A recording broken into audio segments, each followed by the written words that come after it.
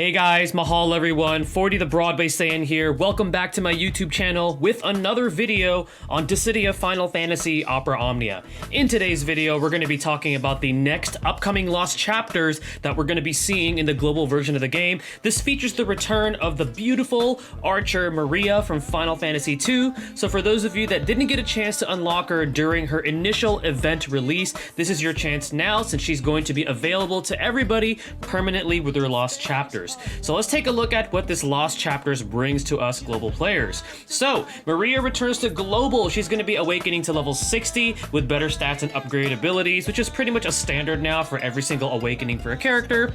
Blue, white, and yellow high shards will be available as rewards for this Lost Chapters, and this corresponds with the synergy characters as well as Maria, as she's also going to be synergy for this Lost Chapters. And then for synergy, like we were just saying, Eiko and Irvine are going to be there to fight against a pair of the oh so annoying Spark Eyes bosses. For me personally, they were really annoying to fight against. There was a little bit of RNG involved when fighting the bosses. I know there was a glitch back when the event was first released. However, the glitch will not be present for this Lost Chapter. So for those of you that are wondering, no, I'm sorry, it's not going to be there. So we have to grind it out, especially with the level 100 version of the stage. But anyways, let's take a look at what Maria offers us as far as her initial awakening. So taking a look at her level 54 and 58 passes, first of all. At 54, she gets buff attack and boost up, which gives her a 40% attack and max brave increase to herself as long as she's buffed. And remember, this is in the form of an aura, so as long as you have a buff on her, she gets this, and this particular one cannot be dispelled because it is invisible. Now at 58, she gets buff boost and speed all, which gives a 20% max brave and small speed increase to the party as long as Maria is buffed. So now she also has a passive that applies as an aura to the party, which is great because as we know, Maria is an offensive healer / support character. So overall, her 54 and 58 passes, they're pretty good. I like it. One increases her overall damage potential and the other one helps out your party and speeds up their performance. So very, very good. All right, now let's take a look at her abilities. So you know how I like to do this. We first like to take a look at the abilities currently as they are right now prior to awakening. So her first ability, True Shot, taking into consideration that you have the 15 CP equipped, is going to be a one-hit range brave attack with a 200% brave damage potency. It also grants Maria brave regen based on 30% of her initial brave and a 20% max brave up for 3 turns.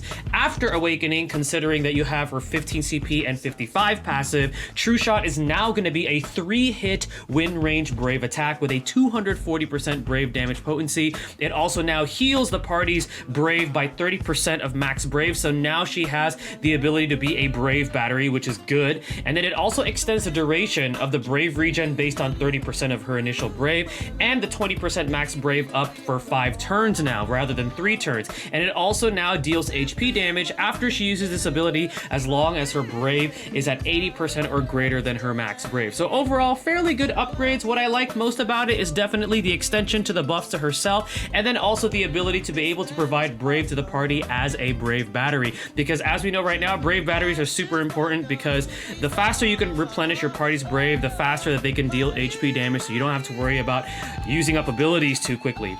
All right, so the second ability that is going to get an upgrade is going to be her Arrow Rain. We're going to take a look at it with her 35 CP first. So with her 35 CP, it's a one-hit AoE range brave plus AoE HP attack with a 100% brave damage potency. It also deals HP damage divided amongst multiple targets. It's better than nothing. I'd rather have that than it just being single target, so at least it makes her somewhat versatile damage-wise. It also deals an additional 60% brave damage if this is used against a single target. It also heals the party's HP based on HP damage dealt up to 15% of each party member's max HP, which is pretty good, so she can heal the party while dealing damage at the same time.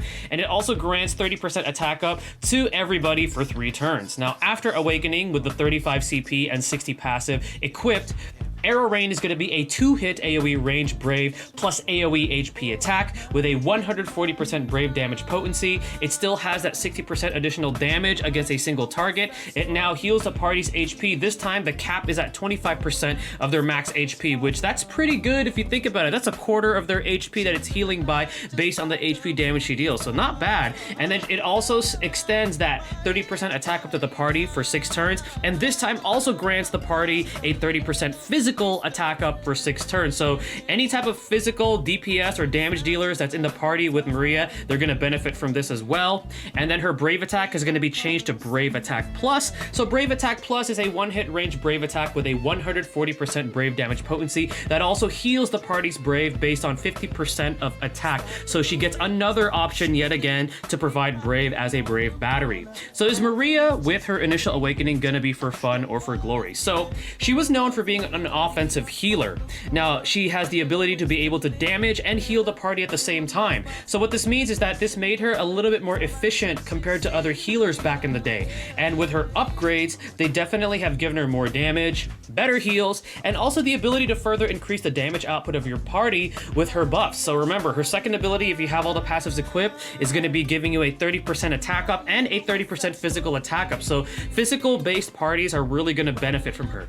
With that being said, Maria is going to be a solid choice for an offensive healer. However, we know that we recently got Aiko's awakening with the awakening batch that we recently just got in global, and then with characters such as Selphie and Katesid still ruling the support category, I'm just gonna be honest with you guys, Maria is regulated to being second rate. I know some of you might not agree with this, and even with her EX, she's gonna serve the party a little bit better, and we'll get to that when we talk about her EX weapon, and I did cover her EX weapon in my most recent X Factor video, so be sure to check that out.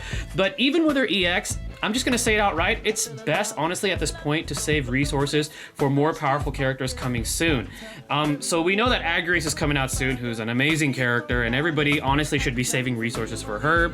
And then afterwards, if you guys follow the JP version of the game, who are we getting after that? We're gonna get Locke, we're getting another Awakening batch, where Lilith is part of that. It was already hinted in the last Square Enix stream. And then afterwards, there's characters such as Paladin Cecil, Rosa, Renoa, Golbez. These characters are known to be crazy powerful. So yes, the power creep really is coming, and unfortunately it didn't help Maria that well, but she is still solid. So I'm gonna say that she leans more towards for fun, but with the right party setup, she still could perform well. However, with options that are already available to us that just perform a little bit better, even without an EX weapon, again, it's up to you, but I would definitely hold on to my resources for other characters. Now let's take a look at the banner that we're gonna be getting. So the banner is gonna be featuring Maria's EX weapon, which is gonna be the brand new weapon on this banner. It's gonna be her Dark Bow. It gives her the EX ability Explosive Bow, which is going to be a 3-hit range Brave plus HP attack. It deals 50% HP splash damage to other targets. This does have a very high Brave damage potency of 600%, which is great because her other abilities, honestly, their Brave damage percentages aren't that high. It does also inflict a unique debuff called Explosion for 5 turns, and what this does is every time a target's turn ends with the Explosion debuff afflicted, and remember it's unique, so it's framed, it's going to be stealing the Brave from the target based on 20% of their initial Brave, and that 20% of the Brave stolen based on their initial Brave is applied to the party as a Brave heal. So it's like a sapping Brave battery in a sense. And then if you have this weapon at 2 LB, it's based on 60% of initial Brave. So overall, it's pretty good. If you decide to use Maria much longer after her initial awakening release with her lost chapters, and this is a definite pull. It does make her more powerful. And also, if you guys missed out on Aiko's gear, or Aiko's gear I mean, but to be honest, Aiko's gear was featured so many times, and also with the advent of weapon tokens now in global, there's really no reason why you shouldn't have Aiko's gear. But if you want to pull on this banner, you have a chance to get it. Irvine, he's all right. He's niche, you know. He has split AoE HP damage. He has that nice debuff of, you know, inflicting range and peril, which I guess is pretty cool. But overall, I'm still gonna say that this banner is a pass. Obviously, Maria's weapon makes her a lot more powerful, and if, like I said, if you decide to use her beyond her lost chapters and her initial awakening, then by you know, go ahead and pull. By all means, go ahead and pull. But like I said earlier, save your resources. There's gonna be some really, really powerful characters coming to the global version of Opera Omnia soon. Now let's talk about the bosses. the dreaded Spark Eyes. And like I said, I hate these bosses. These bosses were a nightmare to face against. So level 100 LC is going to bring us a pair of them, which is pretty annoying. They're both weak to earth and wind. They do resist thunder and water, so don't bring Garnet and don't bring Beatrix. I like how this LC and the Agrius character event both have bosses that Beatrix won't be doing so well against because they resist thunder. They both have a chase HP value at 40 each, and they do have high HP values for both. And we're starting to see that, especially when Fang's event first came out. It's usually a pair of bosses, and they both have high HP, which is pretty annoying. And they both primarily use Thunder Magic Brave attacks, so I guess you could use Celeste, theoretically, since most of the time she's going to be absorbing that Magic Brave damage. And the one thing that you want to watch out for is that they use this invisible buff called Capacitance. And the way you can tell that they use it is essentially there's like this electric ball that appears right next to them. It caps out at level 3, or essentially 3 electric balls surrounding them. And then afterwards, when they target all with all 3 Capacitance levels, they're going to use an AoE Thunder Magic Brave plus HP attack called Supercell. It deals a lot of damage. It deals a lot of HP damage. It's super annoying, especially when both of them are using it at the same time. So you really want to watch out for that. You really want to time your summons. And the one thing about this fight that's super annoying is at the start of the battle, especially for the level 100, they both will apply Capacitance level 1 to themselves. Even if you have characters of the fast speed category, somehow these bosses are also fast. They will use Capacitance level 1 right away. And then sometimes if you're super unlucky right after that, they're gonna take another turn. And this has happened to me before. And if this happens to you, I highly recommend that you consider restarting the battle, or like, you know, force closing the app and then restarting, because it's really, really annoying if RNG plays against you, because what could potentially happen is they could either break 1 or 2 of your party members, and they steal a lot of Braves. So it kind of leaves you open, and you're just kind of like, okay, now what do I do? The battle just barely started, and these Spark Eyeballs are just, you know, running amok all over the place, you know, and I haven't even done anything yet. So it's pretty frustrating. Like I said, it's a little RNG based, so just be careful when you're up against these Spark Eyes. So some things to remember, some final thoughts before actually entering this Lost Chapters. If you're going to be building up Maria, you want to go with Max Brave plus 330, attack plus 108, and also Arrow Rain power up 2-star for artifacts. Eiko definitely helps tremendously, not only because she's synergy, but she can help heal through the AoE HP damage with her HP regen, and also both of her abilities now apply HP damage after usage. Now, I know Irvine is synergy, and some of you guys might disagree with this, but I found him lacking even with his awakening, unless you take like a party that's full ranged.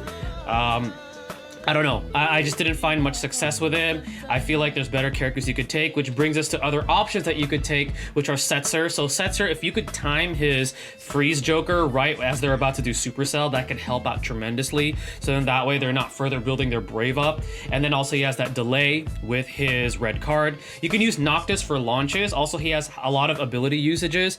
And he also has, if you have his EX weapon, it does some pretty good damage and gives him that unique stacking buff. Lael is good for this if you want to utilize launching and delay. And then if you have Kane, he could also be pretty useful because he hits really hard, and especially with his EX, since he auto launches. And again, like I said earlier, I'm sorry, Beatrix fans, but don't bring her. Thunder Slash isn't going to be helping you much here. It's just going to hinder you because she's going to be doing less damage. And we know Beatrix is all about damage, but she ain't going to be doing much in this battle, unfortunately. So something else to consider is that Maria herself has yet to see a rework. She doesn't have a level 70 awakening, and neither does her EX weapon go to EX Plus yet in the JP version of the game. So if you're looking at her for a future investment, unfortunately right now, she's not going to offer you much at this point after her initial awakening. However, if you do follow the JP version of the game, you never know, she may get those features soon. It's just right now she doesn't have them. So like I said, again, she leans more towards for fun. She's solid, she's just not amazing. She's not meta right now. She's not going to sit in the meta tier as far as the global version of the game. But again, the game is all about also playing your favorites. So if this character is your bae, if she's your waifu, if you like using Maria, then by all means go ahead and build her up and pull, because the most important thing is that you're enjoying your experience with Dissidia Opera Omnia. Alright guys, we're gonna go ahead and move forward. I'm going to be tackling the dreaded level 100 lost chapters for this on my JP account. It's gonna give you guys a visual, that way you guys know what to expect. I will be taking the Synergy Party. Let's hope Irvine can pull his weight, because my Irvine is actually almost maxed out, because I purposely did that just to prepare for this visual showcase. So let's go ahead and move on towards that. Alrighty guys, so following that discussion for the upcoming lost chapters featuring Maria that's gonna be going live on Global soon, I did say that we're gonna do a gameplay visual showcase on my JP account. I'm gonna be tackling the dreaded level 100 lost chapters for this Maria event. I'm gonna be taking brothers with my summon. I'm taking the Synergy Party. Luckily, I do have Maria's EX weapon fully max limit broken.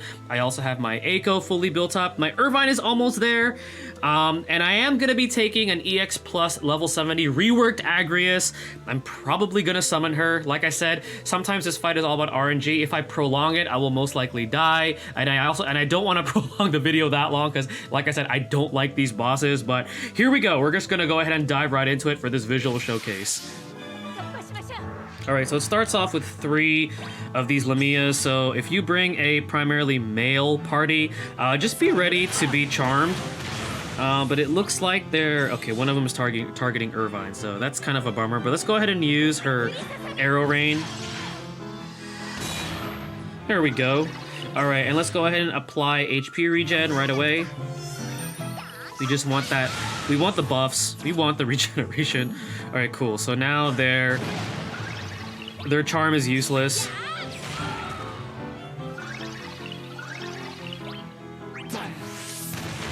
There we go. Alright, wave 2. Aramens, they're super annoying too. So, but I'm gonna save my abilities, especially there is a mid-boss fight where the bosses, surprisingly, the mid-boss fight, they have a little... One of them has fairly high HP for a mid-boss fight.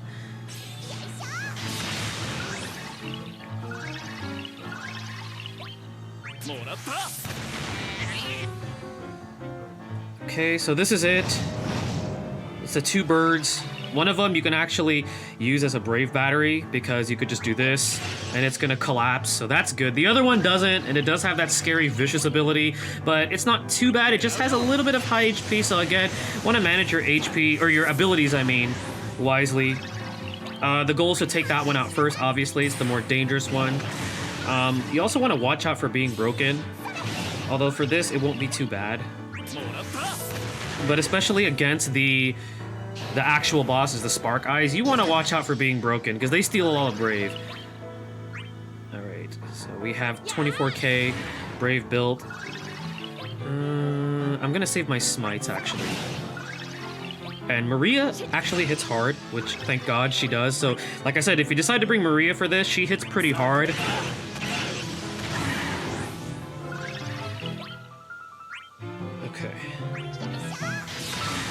Okay, so B is almost down. Again, he is the one that you want to take out first in this mid-boss fight for this. Okay, there we go. So he uses Vicious. So he's down.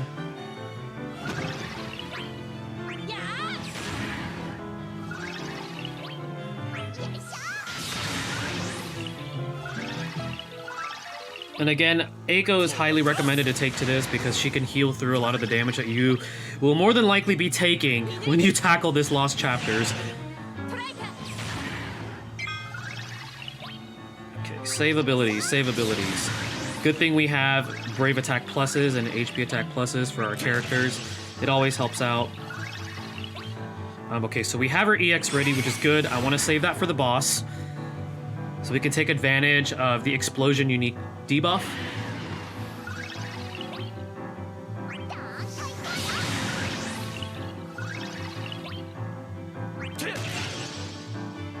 Alright. Almost there. Nice. Okay, so one more wave. And we have brothers ready, which is good. Alright, so we have an Araman variant. Just remember with Aramans, you want to be sure you actually one-shot them, because otherwise they're going to paralyze one of your party members, which is really annoying to deal with. Something that is not fun to deal with at all.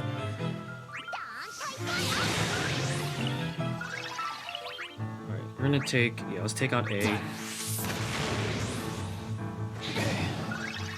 So far, so good. All right. So we have plenty of abilities, which is good. So we're gonna go ahead, and here they are. I hope they don't get extra turns. I pray to God that they don't. You'll see what I mean if it actually happens. Okay, see, it happens. That's what I don't want to happen. But let's see if we can live. Because, see, they're gonna break somebody.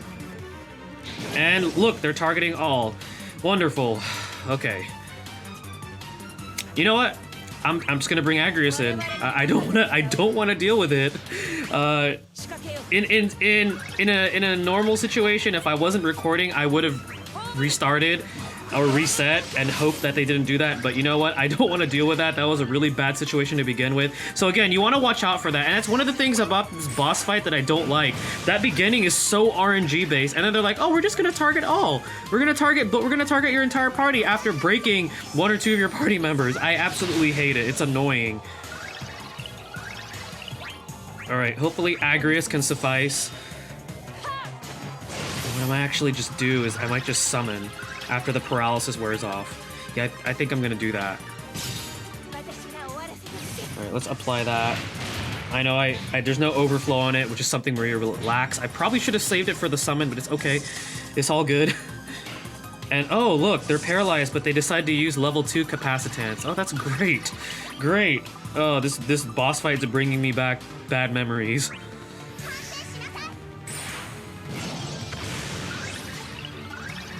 Okay, here we go. All right, Agrius, I trust in you. So we're gonna go ahead and use her Hallowed Bolt, EX plus, and she'll deal 90,000 damage. Whew, thank God for that. I do not want to have to deal with a supercell. I just don't. Again, this fight's going to be very tricky, very RNG based. I don't know if it's actually going to be towed down for the global version of the game. It could not. But you know, there's plenty of like genius players out there way better than me that would be able to figure out what to do. So be sure to check out those channels like VPower SP, Akitaru, the Sensational Ian. Who else? Who else is good? Met's Play. There's a few others out there that I feel like are way better players than me. They come up with like really good strategies. So be sure to check them out. All right, so our Agrius is gone, and I'm pretty sure they're going to use. Yeah, they're probably going to use their supercell. So I guess you guys are going to get to see it. It's annoying. Oh, I'm so scared. All right, let's just see what happens. All right, I'm just gonna hold out. I'm just gonna hold out. Oh, wait. Never mind. No. We're good because they because Agrius had silence. Okay. We're good. I'm like freaking out here. All right, I don't want to get broken. It's like the worst thing that could happen. All right, come on, Supercell. I'm ready. Oh, they didn't do it. Oh, they have that other AoE attack. Okay, so there's something else that they do that's AoE. All right, okay, so far we're all right. I hope they don't supercell next turn. Okay, so they do that, and of course, they're gonna supercell. They're gonna supercell. Okay. All right, thank God for Eiko.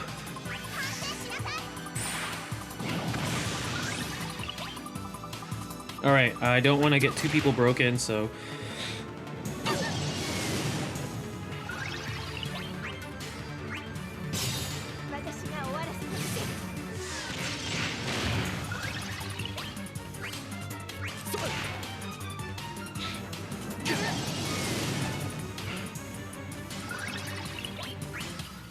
They might supercell. Yep, there it is. Oh, so much damage. Okay, I can probably heal through this with arrow rain. Okay. We did.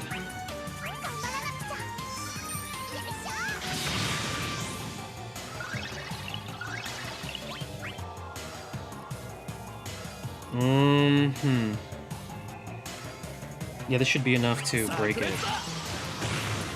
Deal damage to both of them. They're both at level 3. Super scary. We might lose. There's a chance we might lose Irvine. Yeah, we're gonna lose Irvine. Yep, we did. I'm not going to reset in this demonstration. Again, it's a visual showcase, so you guys know what to expect. And again, I don't mean to scare you guys with it, but it's a pretty scary fight. I don't like it. I don't like it. I don't like this fight.